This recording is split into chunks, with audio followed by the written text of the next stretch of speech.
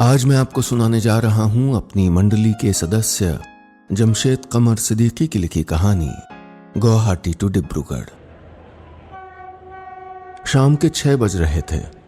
Guwahati railway station पर डिब्रूगढ़ जाने वाली राजधानी एक्सप्रेस चलने को तैयार थी।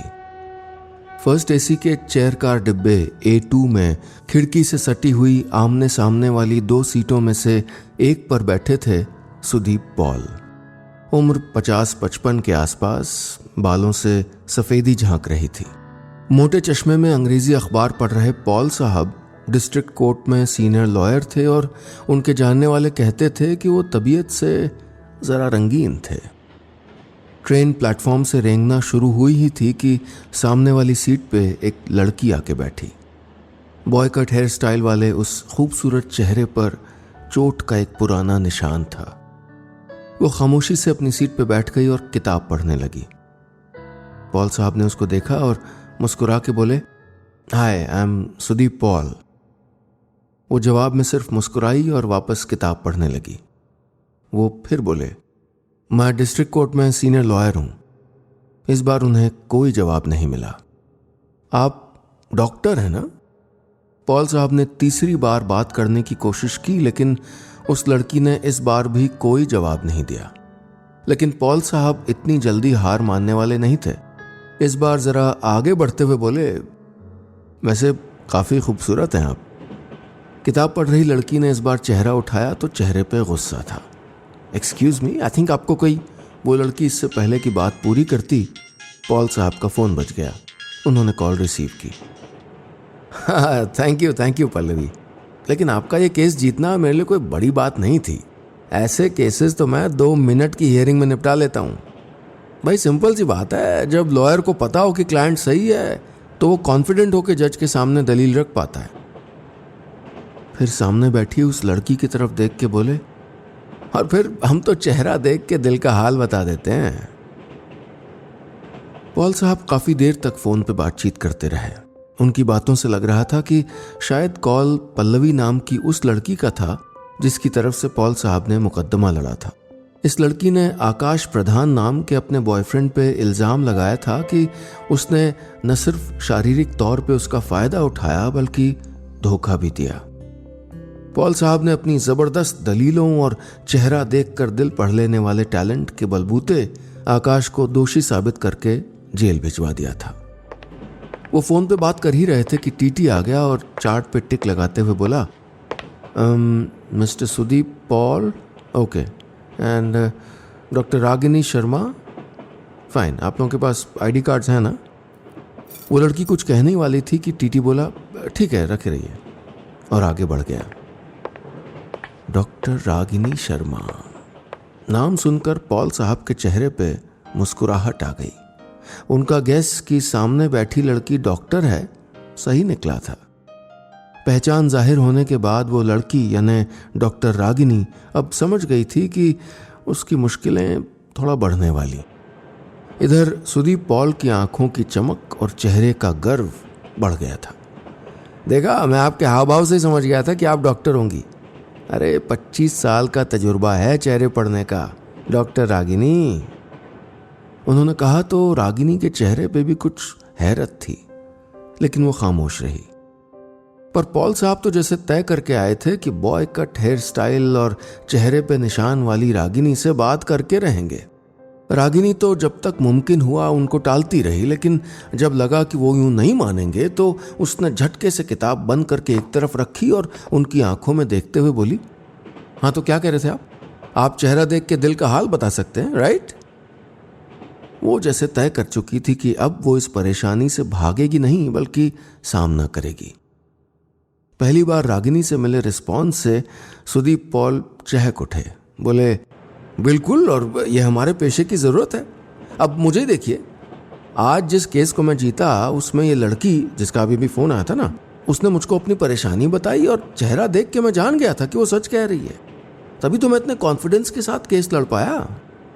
डॉक्टर रागिनी ने कहा, वेल, मैं आपकी तरह तजुर्बेकार वकील तो नहीं हूँ, एक मामूली जनरल डॉक्टर हूँ, लेकिन हाँ, जिंदगी का तजुर्बा मुझको भी है एंड आई कैन से कि चेहरा सब कुछ नहीं बता सकता। काफ़ी कुछ सिर्फ दिल में रह जाता है, जैसे आंसू खुशी के भी होते हैं और मुस्कुराहटें उदास भी। बातचीत चल ही रही थी कि ट्रेन अटेंडेंट एक ट्रॉली में सूप और कुछ सॉफ्ट ड्रिंक्स वगैरह लेके आया और उनकी आसपास की सीटों पर ट्रे में सर्व करने लगा। इधर पॉल साहब और रागिनी की बातचीत जारी थी। रागिनी ने कहा, हो सकता है आज वाले केस में जिस लड़के को आपने गिल्टी साबित किया, गिल्टी वो ना हो कि आपकी क्लाइंट हो। वेल नो, ऐसा मुमकिन ही नहीं है, वकील साहब ने कहा। मेरी ये तजुर्बेकार आंखें धोखा नहीं खा सकती। जैसे इन्होंने आपको देखते ही पहचान लिया कि आप डॉक्टर हैं, वैसे ये पहचान लेती हैं कि सच कौन बोल रहा है, सूप लीजिए प्लीज, और झूठ कौन। और अगर मैंने साबित कर दिया कि आपकी आंखें भी धोखा खा सकती हैं तो? रागिनी ने किसी चैलेंज की तरह कहा तो वो बोले, तो जो आप कहेंगी करूंगा। रागिनी मुस्कुराई और बोली, ठीक है, let's play a game. Game? वकील साहब ने हैरानी से कहा तो रागिनी बोली, जी एक गेम, और इस गेम के ख़त्म होने तक ये साबित हो जाएगा कि आपकी आंखें धोखा खा सकती हैं या नहीं। सफ़र इंटरेस्टिंग होता जा रहा था। डॉक्टर रागिनी ने कहा, पॉल साहब मैं आपको 2 कहानियां सुनाऊंगी। दोनों कहानियां मेरी ज़ाती ज़िंदगी से जुड़ी होंगी, लेकिन इनमें से एक सच होगी और एक झूठ। आप मेरे हाव भाव नोटिस करिएगा और बताइएगा कि कौन सी सच्ची है और कौन सी झूठी। पॉल साहब कुछ पल उसको देखते रहे, लेकिन जाहिर है कोई चांस ही नहीं था। खुद के तजुर्बे का गुरूर उनको इसकी इजाजत कहां देता था। ठीक है, आई एम रेडी, सुनाइए पहली कहानी, उन्होंने कहा तो डॉक्टर रागिनी मुस्कुराई और बोली, ओके। पहली कहानी सुनाने से पहले अपने हैंडबैग से उसने कुछ निकाला। सी दिस, कहते हुए एक पुरानी तस्वीर आगे बढ़ाई जिसमें एक तरफ वो खुद थी और साथ कोई शख्स भी था। अजीब बात यह थी कि इस तस्वीर में रागिनी के बाल बॉय कट नहीं, लंबे और घने थे। ये मैं हूं और ये मेरे हस्बैंड जतिन। तस्वीर उन दिनों की है जब हमारी नई नई मुलाकात हुई थी। एक्चुअली तब मैं एक प्राइवेट अस्पताल में सीनियर डॉक्टर थी।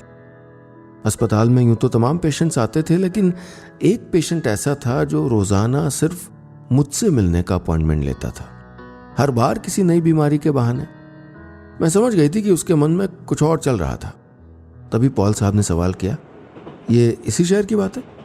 रागिनी बोली, नहीं, तब मैं अहमदाबाद में पोस्टेड थी। ओके, फिर? उन्होंने कहानी आगे बढ़ाने का इशारा किया तो रागिनी ने कहा, शुरू में मुझको उसकी ये हरकत अखरती थी, लेकिन बाद में मुझे न जाने क्यों वो पसंद आने लगा। उसका प्यार बहुत मासूम और पाक था। मेरे साथी डॉक्टर्स ने बताया कि वो शहर का बहुत बड़ा बिजनेसमैन है। धीरे धीरे मैं उसकी ओर झुकाव महसूस करने लगी। मेरी फ्रेंड्स ये भी कहती थीं कि मैं उसकी दौलत की वजह से उसके करीब हो रही हूं।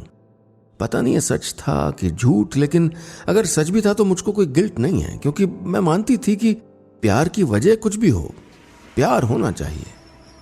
ट्रेन किसी स्टेशन पर रुकी थी, लेकिन पॉल साहब का ध्यान रागिनी की कहानी पर था। उसने आगे कहा, कुछ सालों के बाद हमारी शादी हो गई और फिर मैंने जाना कि वो शख्स जितना दौलत से अमीर था, उससे ज्यादा दिल से बहुत चाहता था मुझको। शायद इसीलिए मैंने एक रोज यूं ही पूछ लिया, जतिन तुमको तो मुझसे बहुत अच्छी लड़कियां मिल जाती, आखिर मुझे ही क्यों चुना? वो कुछ देर तक खामोश रहा और फिर जो उसने कहा वो मेरी आने वाली पूरी जिंदगी को बदल देने के लिए काफी था। ट्रेन हरियाली भरे रास्ते से गुजर रही थी। पॉल एक टक उसे देख रहे थे। फिर क्या कहा, क्या जवाब दिया उसने? उन्होंने बेसब्री से पूछा तो रागिनी बोली, उन्होंने कहा कि मैं तुमसे शादी इसलिए करना चाहता था क्योंकि तुम मुझको मेरी एक्स गर्लफ्रेंड की याद दिलाती हो। वो किसी लड़की से प्यार करता था, लेकिन बात बनी नहीं। लेकिन जतिन का मानना था कि वो तकरीबन मेरी तरह दिखती थी। उसके बात करने का तरीका, मुस्कुराहट, सब मेरे जैसा था। हाँ, बस उसके बाल छोटे थे। ये सुन के मैं इश्क के 7वें आसमान से सीधे हकीकत की पथरीली जमीन पे आ गिरी।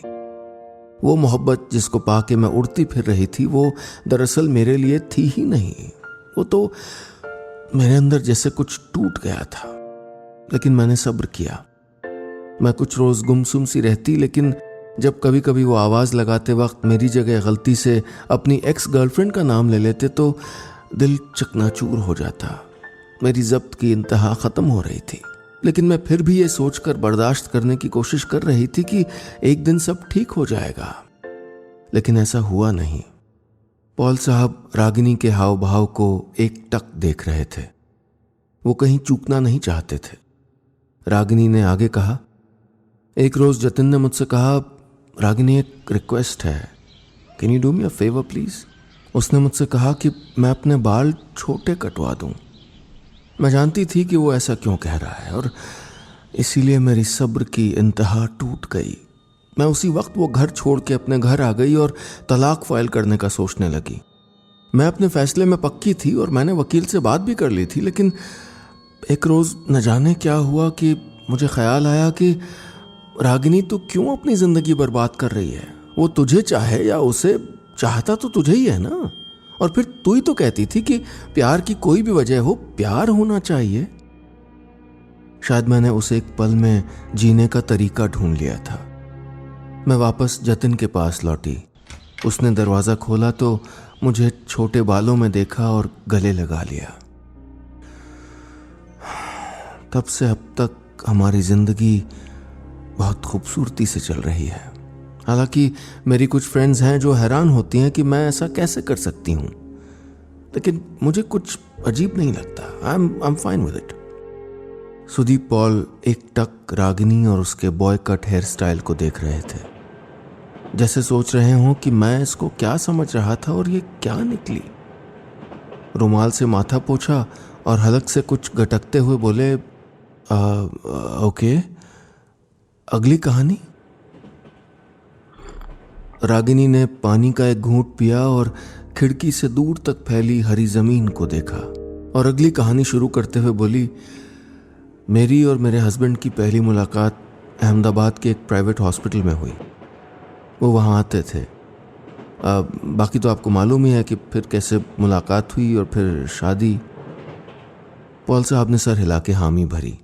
रागिनी ने आगे कहा, लेकिन मुझे उसकी दौलत में रत्ती भर भी इंटरेस्ट नहीं था। इसलिए कोई मजाक में भी कहता कि मैं जतिन की दौलत की वजह से उसके करीब हूं तो मुझे बुरा लगता था, क्योंकि ये झूठ था। दौलतमंद लोगों से तो मुझको शुरू से कुछ एलर्जी सी थी। हालांकि मैं मानती थी कि जतिन वैसा नहीं है। ट्रेन अटेंडेंट कॉफ़ी ले आया था। दोनों ने कॉफ़ी ली और रागिनी कॉफ़ी सिप करते हुए बोली, लेकिन फिर मुझे पता चला कि जतिन ने मुझसे शादी इसलिए की है क्योंकि उसकी किसी एक्स गर्लफ्रेंड का नाक नक्श मेरे जैसा था। उसने कहा, तुम मुझे यूं मिली हो जैसे जिंदगी ने मुझको दूसरा मौका दे दिया हो। मैं दूसरा मौका नहीं बनना चाहती थी। मैंने जतिन से सारे रिश्ते नाते तोड़ने का फैसला कर लिया और अपने घर आ गई। वो वक्त मुश्किल था, मैं हताश थी। मैंने तलाक लेने का फैसला किया और वकील से बात भी कर ली, लेकिन तलाक के कागज भेजने से पहले एक ख्याल ने मेरे जहन को छुआ। रागिनी क्यों अपनी जिंदगी बर्बाद कर रही है? तू यही चाहती है ना कि तेरे पति को तेरे चेहरे में कोई और ना दिखे? इसका एक तरीका है। वो तरीका मेरे जहन में बिजली की तरह कौंध रहा था। 2 दिन के बाद मैं वापस जतिन के घर गई। मेरी दस्तक पे जब उसने दरवाजा खोला तो मुझको देखा और देखता ही रह गया। मेरे चेहरे पे एक गहरा निशान था। हाँ, यही निशान। रागिनी ने अपने गाल पे बने निशान की ओर इशारा करते हुए कहा, यह निशान मेरा वजूद था, मेरी पहचान। जतिन ने मुझको गले लगा लिया। जमाने बीत गए हैं, अब हमको इस निशान की आदत पड़ गई है। और हाँ, अब मेरा चेहरा सिर्फ मेरा है। ट्रेन डिब्रूगढ़ स्टेशन के प्लेटफॉर्म पर रेंगने लगी थी। दोनों को यहाँ उतरना था, लेकिन पॉल साहब एक टक डॉक्टर रागिनी को देख रहे थे। उसने पूछा, सुनाओ, टेल मी, कौन सी कहानी सच्ची है, कौन सी झूठी? सच तो ये था कि पॉल साहब की तजुर्बेकार आंखों को आज तक कोई फैसला करने में इतना कंफ्यूजन नहीं हुआ था जितना आज हो रहा था। खिड़की से बाहर नजर डाली और शर्मिंदा सी आवाज में बोले, मैं बता देता, लेकिन सारे फैक्ट्स को मैं एग्जामिन करना चाहता हूँ। अब और स्टेशन भी आ गया तो फिर जेब से कुछ निकालते हुए बोले, this is my visiting card, call me after 2 days, मैं ज़रूर बताऊंगा। अब तक जो महज एक खेल था वो पॉल साहब के लिए एक चैलेंज बन गया था। 25 साल के करियर में ऐसा कभी नहीं हुआ था कि उनको सच झूठ का फैसला करना इतना मुश्किल लगे, क्योंकि दोनों ही कहानियों के दौरान डॉक्टर रागिनी के हाव भाव बिल्कुल वैसे थे जैसे किसी शख्स के सच बोलते वक्त होते हैं। पहाड़ जैसे तजुर्बे पर इतराने वाले पॉल काफी सोच विचार के बाद भी किसी नतीजे पर नहीं पहुंच सके। उधेड़ बुन में 2 दिन कब गुजर गए पता ही नहीं चला। तीसरे दिन पॉल साहब डॉक्टर रागिनी के फोन का इंतजार कर रहे थे। आज जैसी बेचैनी उनको पहले कभी नहीं हुई थी। ध्यान बटाने की कोशिश में उन्होंने लैपटॉप ऑन किया तो उनकी नज़र मेल बॉक्स के अनरेड मेल पे पड़ी। सब्जेक्ट था, हियर इज द आंसर। उन्होंने फौरन मेल खोला और पढ़ना शुरू किया। हेलो वकील साहब, मैंने कहा था ना कि चेहरे दिल का हाल नहीं बताया करते, क्योंकि कभी कभी मुस्कुराहटें उदास भी होती हैं। हो सकता है आपने सच झूठ का पता लगा लिया हो। अगर ऐसा है तो मैं कंफर्म किए देती हूँ। वकील साहब, उस दिन ट्रेन में सुनाई वो दोनों कहानियां झूठी थीं।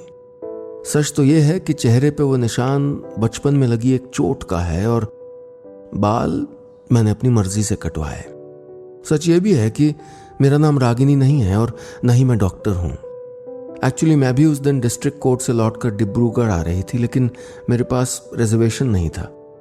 उस डब्बे में खाली सीट देख के मैं वहां बैठ गई। वो सीट शायद किसी और की थी। हालांकि जब टीटी ने मुझसे आईडी कार्ड मांगा तब भी मैं उसको बताने वाली थी, पर वो चला गया। खैर, अब मुद्दा यह कि मैं हूं कौन।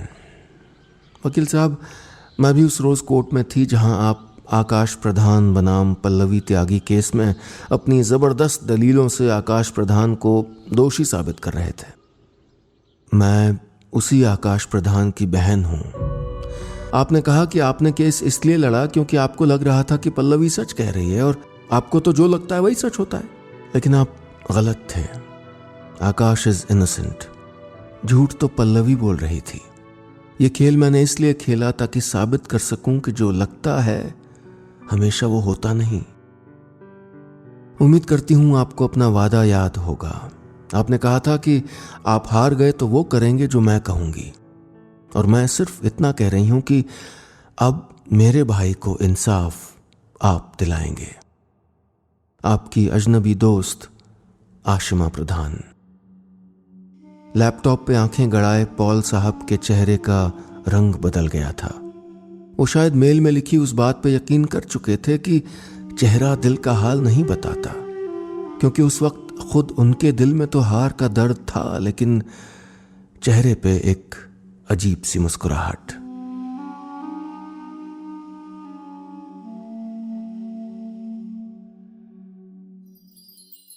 उम्मीद है ये कहानी आपको पसंद आई होगी। तारीफ करें, शिकायत करें, लेकिन अधिकार से बताइएगा कि हमारी कहानियां आपको कैसी लग रही हैं। और आप तो जानते ही हैं कि फेसबुक पर हमारा ऑफिशियल पेज है नीलेश मिश्रा, NEELESHMISRA, और उसके आगे ब्लू टिक भी लगा होगा, क्योंकि नक्कालों से सावधान हमारी कोई शाखा नहीं है। और इसी तरह अगर आप ट्विटर पर टहलते हुए चले जाएं तो वहां मेरा हैंडल है नीलेश मिश्रा, NEELESHMISRA। इंस्टाग्राम पर भी मेरा हैंडल है नीलेश मिश्रा, NEELESHMISRA। तो भैया मैं कहां तक बचूंगा आपसे, आप कहीं ना कहीं तो मुझे पकड़ ही लेंगे। चलिए मिलते हैं बहुत जल्दी नई कहानी के साथ।